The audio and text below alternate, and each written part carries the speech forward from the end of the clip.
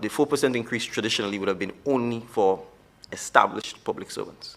This administration took the position to, in fact, extend the 4% to all persons who work for the government. And that includes the persons who traditionally would not receive it, who are called unestablished workers or workers who are on these contracts for services. So naturally, it meant that the administrative work that is required to get this done would be more, because you are dealing with a significant increase in the number of persons who would be impacted by that. If that might have led to some delays in that happening, that, in my view, is understandable.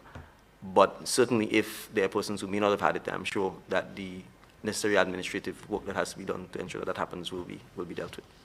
Prime Minister Mitchell provided an explanation in response to a question posed during a press conference on Wednesday regarding concerns raised by the President of the Public Workers Union over the non-payment of the 4% salary increases to some public officers despite a historic agreement signed in June.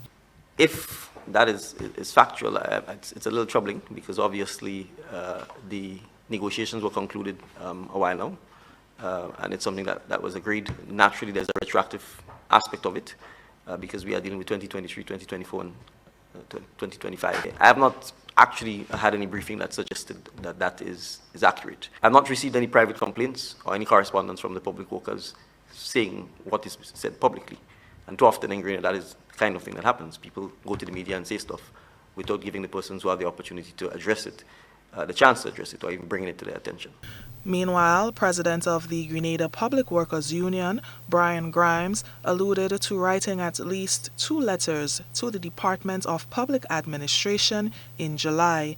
He responded to Prime Minister Mitchell's remarks, saying, "It is a bit unfortunate that the Prime Minister is not aware of the situation with the non-payment of the 4% to contract workers. We signed the agreement on the 28th of June, which I coined as historic, in that in the past, contract workers didn't get increases.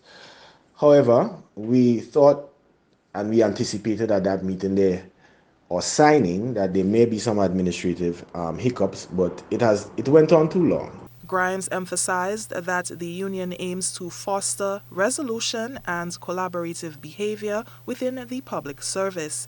After writing to the DPA since July, he said the union was finally able to secure a meeting earlier this month, which has yielded favorable results. But fortunately, I have good news in that on the 7th of November, we secured a meeting with the Department of Public Administration, and in that meeting, it was stated to us by the permanent secretary that the issue with the 4% will be rectified very soon. They would indicate to the finance officers that payments would be made to all the contract workers, so they will get it, plus they're retroactive. So our members who are on contract have something to look forward to for the Christmas season, and we are very happy about that. For GBN News, I'm Nisha Paul.